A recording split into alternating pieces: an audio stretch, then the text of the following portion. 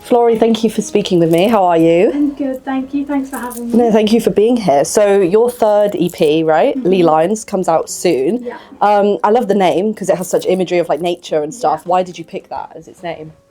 Well, I wrote it last August. Well, I sort of half already written it, but I went to Cornwall and I stayed in this little shepherd's hut in August, and I produced the whole thing down there in just a week. And it was in the middle of nowhere in this field where there was like no one for at least a mile.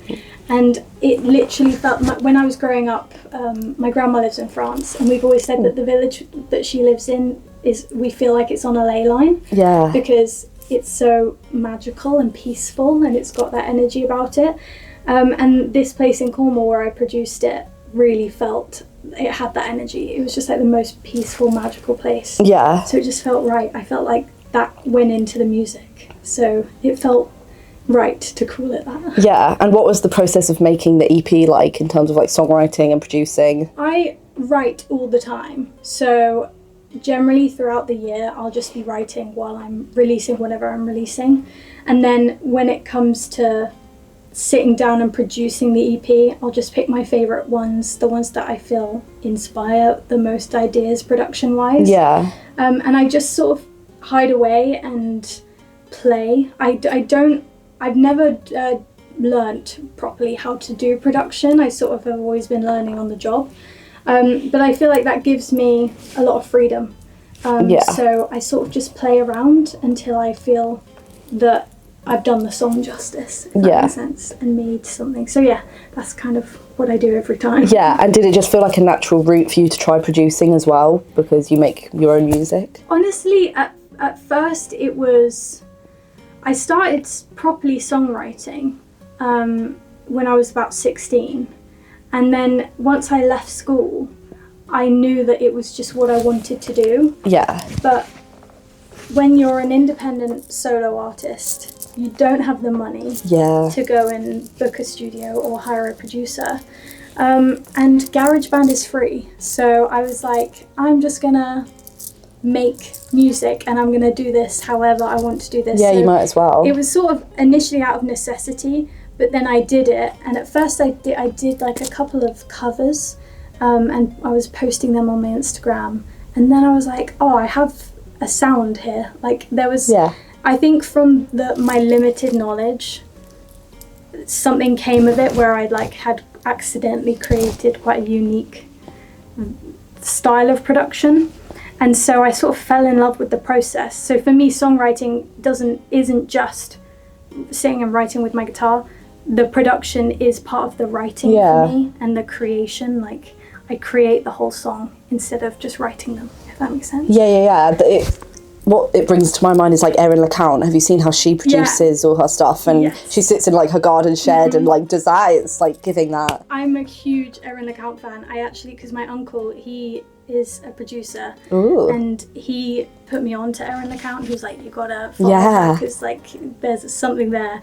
And I love what she does. I think she's such a shining example of how independent female artists can do it all. Like there's no reason why we can't. Yeah, definitely. So that's, she's a huge inspiration for me. Yeah. For sure. So your latest release, Beaded Blanket, came out last month, right? A few weeks ago. Yeah. Can you tell me what that song's about? That song is, I wrote it from, it's kind of like a conversation between me now and my former self, from all the different versions of myself. Yeah. Particularly like childhood me. I did a lot of therapy as a teenager, and every therapist will tell you that it's all about your inner child and communicating with your inner child. And a lot of our problems that we have as adults come from our inner child needing something. And I think the most therapeutic thing someone can do is, whether you're journaling or writing in whatever way you want, is just having a conversation with your past self. Yeah. And I think I'm quite fascinated by that relationship that we all have. Yeah, it's interesting. Yeah, because wherever we are in our lives, we are basically just an amalgamation of everyone we've already been. Yeah. And they don't go anywhere. We just sort of carry them with us and live with them. And so it's kind of that. It's like a lot of back and forth blame, but also love and adoration and protection. So yeah, that's what I wrote it about. Yeah, so do you do much like journaling as well as songwriting? Yeah, I do. I'm not a very disciplined journaler, but I do love it. I find I get into phases where I really need it, and yeah, I will sometimes do. Have you ever heard of The Artist's Way? No. It's like this book that's for creative people to help them unlock their creativity. Yeah. And one of the first things that it teaches you is to do these things called morning pages, which is like as soon as you wake up, 3 pages of just stream of consciousness, Wow. just writing without thinking. And I think it clears the path. So I think, yeah, journaling is a big thing in my life, but sometimes I kind of slack off. Yeah. Did you start journaling before you were songwriting? Or like which came first? Oh God, I don't know. I think probably journaling, because I used to do it a lot more when I was really little. The first sort of music I was into was musical theatre. So I didn't have a lot of real true self-expression through musical theatre. I didn't like singing other people's songs. Yeah. And that's what got me into songwriting, was like wanting to say my own thing. Yeah. And sing my own thing. But before I'd sort of discovered that as an option, it was journaling, I think. But I read those. Sometimes I'll find an old journal from when I was tiny, and it's just the most awful thing. Oh, but that's so sweet. It must be so nostalgic to be able to look back and know how you were feeling in that time. And I used to sign it off. I'd like created my own sign off, which was just so embarrassing. Like I'd sign it off like a letter, and it was oh my God. But you know, we're all kids once. Yeah, and it probably formed how you write songs. Like it's made you a really good writer. Well, I think there's something in it, because I think I think songwriting, like writing a song, is a cross between journaling and poetry. Yeah. It's like where they meet. Yeah. So yeah, I definitely think it helps that a lot. Yeah. So your song, The Last Living Apple Tree, has been featured on BBC Introducing as Track of the Week. How important are those opportunities for you in your career, do you think? I mean, they are huge. Yeah. As an independent solo artist, it means the absolute world to get recognised and championed by like BBC Introducing, people on the radio, even if it's just, you know, like local radio. Steph, who she presents the Solent BBC Introducing. Yeah. Beaded Blanket got me as featured artist, and I did an interview with her, and I had such a brilliant conversation with her, and she's so supportive. Yeah. And I think because I'm a solo artist, sometimes I find it hard to know whether I'm doing well or not. Yeah. And so when you get that kind of recognition and support, it does make me feel like I'm doing something right. Yeah. Even if the streams are bad that week, it's like, oh no, I'm on the right track. Yeah. Like it gives me that confidence boost, for sure.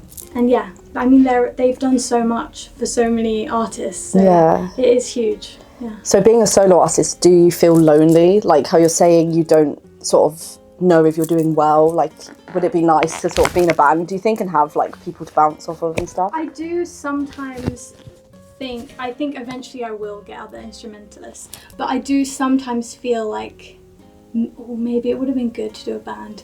But I think that in the first couple years it felt a bit lonelier. Yeah. Because it's hard to gauge how well you're doing. You don't have anyone to bounce off of. Yeah. But I think I learnt from that collaboration is a huge deal. Even if it doesn't come from anything, just doing writing sessions with people is a huge thing that's really going to help you. And I've also found a community in the local music scene. I have friends that I've met on the circuit. Yeah. And I'm also now in a band. I do like backing vocals and tambourine for Eloise Carter. And doing that is a really fun way to sort of be in the music community, and that kind of eases the loneliness a bit. But at the same time, I think being a solo artist, some of that loneliness can be really helpful. Like, does it inspire sort of writing and stuff? Yeah. I think when I have my songwriting brain on, I need a bit of solitude, because I think that's where I can really, it sounds so like cheesy and cliche, but it helps me to communicate with myself, which is why I like to do writing trips away in the middle of nowhere, because I can really be with myself. Yeah. And that's how I get it all out. And then I'll come back and show the ideas to other people, and then share it with the community around me. And that way I can sort of get the best of both worlds. Yeah. If that makes sense. So is that your sort of preferred writing process, like starting it by yourself alone and then bringing it to other people? Yeah, I think I get it to the demo. So I'll make the demo, which can take however long. It really just depends. This EP, the songs from writing time weren't really produced until probably a year later, because I took a bit of a break. And then I brought them home and then show the demos. And then I had about 4 or 5 versions after that, where I got feedback from friends who know nothing about music, from people who really do know about music, from everyone. Yeah. I show it to everyone and play it non-stop until I feel it's where it needs to be. Yeah. So in terms of artists, who are you obsessed with at the moment? At the moment, I'm always obsessed with a Bon Iver album. The album of choice kind of varies depending on what I'm into at the moment. At the moment, it's his 2019 album, I. I love Faith and Salem from that album. I think they're just such good songs. Gregory Alan Isakov. And I've just discovered Flyte. Flyte is how you spell their name, and they have a song called Perfect Dark, the New York version, and I think it is a perfect song. Oh wow. I'm obsessed with it. Oh, I'll have to listen to it. The Cold by Lighthearted is another great song that I have on repeat. And Full Love by Amelie Lucille, that's another song that I really love at the moment. I think that's everyone at the moment. Don't want to miss anyone. Do you think those musicians influence your sound then? Oh, 100%. That keeps happening. Definitely. Because I'll make, whenever I'm starting an EP, I'll make a playlist of all the songs I'm listening to at the moment, and there'll be all kinds of genres, but whatever I'm listening to will subconsciously inspire what I'm making, for sure, definitely. So for the last question, I have this book. If you turn to a random page and answer the question on it. Oh, that's really exciting. Do I do like a flick through? Yeah, you can do. Okay. Who would be a dream to support on tour? That's such an easy question for me. Ben Howard. Oh, okay. Is like my ultimate dream support. He is kind of the reason I write music, because I discovered he was one of the first singer-songwriters that I'd really discovered, and he just I loved his music so much, still do, and that's what made me decide I want to be a songwriter. And I went to see his 10th anniversary tour of I Forget Where We Were album, and Billy Martin was supporting, and I really love Billy Martin. She is a huge inspiration for me. So I was like, I want to do that. I need to be up there. I mean, I was absolutely sobbing throughout the show, because his music means so much to me. But yeah, that's the dream. I think I'd be a mess. Yeah. But it would be so amazing. It's like the ultimate dream. Yeah. Sure. Would you say that's the best concert you've been to then, when you saw him? Yeah, 100%. I will. It's one of those ones that I will just never forget. Yeah. And my sister bought it for me for my birthday, and she and I went, and I got her into Ben Howard, and she's actually going to get a tattoo of my handwriting of his lyrics. And like, he means so much to us. And we got there super early, and we were at the doors, and there was only like 8 of us at the doors, and it turns out that our tickets for some reason had been given a different gate to wait at, but it meant that the 8 of us got in before everyone else, and we were at barriers. No, that's insane. And I was like directly in front of him, just crying the whole time. Like, it was, honestly, I think he probably thought I was a bit deranged. When the drummer walked off, he was like, "Are you okay?" I was like, yeah, I'm fine, I'm literally fine.